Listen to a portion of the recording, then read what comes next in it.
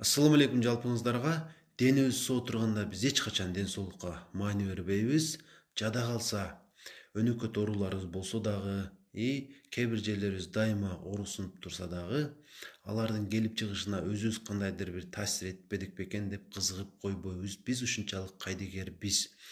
Анан зыяндуу деп эсептелген нерселерден дагы эч качан баш тартпайбыз. Мисалы, коланын зыяндуу экенин баары билет, бирок кайсы жерде болсо дагы мүмкүнчүлүк болсо дароо ичип калган аракет кылынат. Анан ошол катары биз жеп жүргөн азыктардын дагы кээ бирлери албетте зыяндуу экенин, мисалы колбасанын зыяндуу экенин баары билет.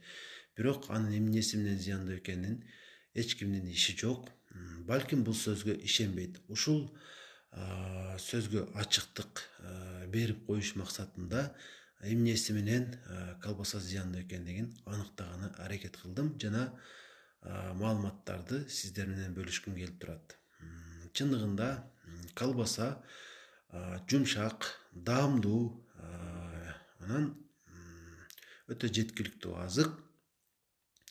Бирок биз ойлогон колбасанын 30%дан ашпаганы гана эт, калганы кошулмалар гана экендигин көпчүлүк биле бербейт. Эми ошол кошулмалар тууралуу айта кетейин. Биринчи кезекте анын негизги курамына крахмал дагы кирет. Крахмал билесиздер, картошкадан алынат. Картошка эмнеси менен зыяндуу?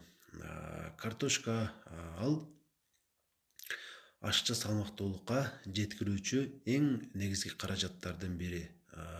Анткени аны бышырганда калориясы 2 эсе балким андан дагы көп ашат. Ошондуктан биздин өлкөдө ашча салмактуулуктан жабыркагандар көп. Себеби ар бир үй бүлөдө ар күнү картошка бышырылат. Ар күнү болбосо дагы көпчүлүк күндөрү картошка бышырылат жана аны баарыбыз жейбиз. Ошонун натыйжасында баарыбыз толобуз жана арыктоочу марафондорду издеген.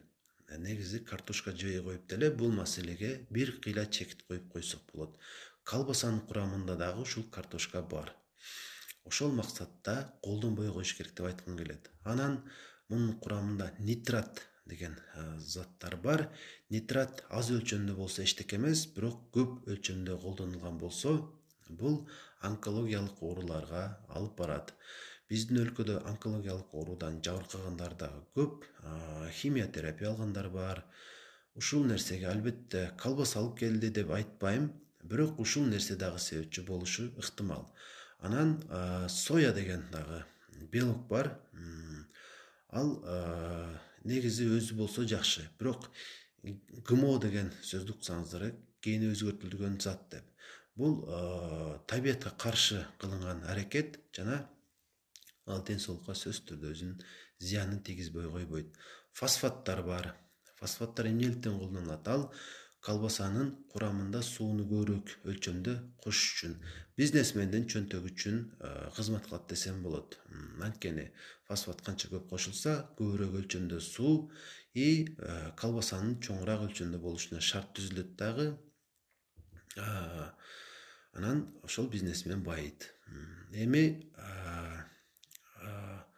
муну кантип билесиз? Мисалы, муздатыштан колбасаны алып койсоңуз, кыйла убакыттан кийин аны турап көрсөңүз, өтө изилип кеткенин көрөсүз. Чын эле колбаса ушундай болгон болсо, демек курамында фосфат көп. Жана ал бизге биринчи орундагы зыяндуу азык. Дагы да зыяндуу затты айта турган болсом, анда глутамат деген дагы зат бар. Ал болсо ошол колбасага өң берет, эттин өңүн берип турат. Чындыгында ал ошол бизге керексиз болгон эле нерсе. Анан майлары кошулат анча-мынча. Эми май албетте ар бир эле азыкта бар, бирок зыяндуу майлар дагы болот. Анан тооктун, канаттуунун эти кошулуп кетет, анча-мынча сөөгүттөр. Эми бардык эле колбасалар ушундай деп айтуудан алысмын. Өтө сапаттуу, бардык дүйнөлүк стандартка жооп берген колбасалар дагы бар. Ошолорду тандап жешиңиздер керек. Аз өлчөмдө, мисалы 10 күндө 1 жолу, 2 жолу болсо, балким зыянын көрбөйсүздөр. Эми зыяндуу колбасадан ушундай сапатсыз колбасаны кантип айырмалайбыз? Ар кандай ушундай алдоонун ыкмалары бар. Мисалы, зыяндуу болгон колбасанын сырткы баягы жазуулары, курамын көрсөткөн жазуулары өтө кичинекей болушу мүмкүн.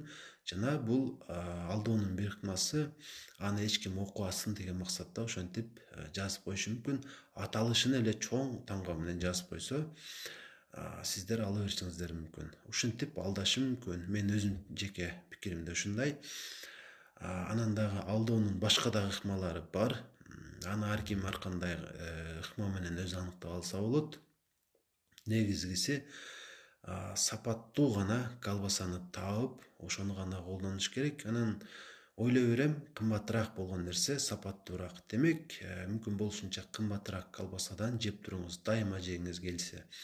Анан күндө жебеңиз, сапатсыз колбасалардан мүмкүн болушунча алыс болуңуз.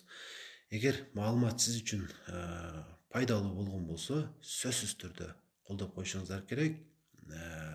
Анан катталып да коюшуңуздар керек. Анткени бул каналда сиздер үчүн дагы да көп, дагы да пайдалуу болгон маалыматтар чыга бермекчи.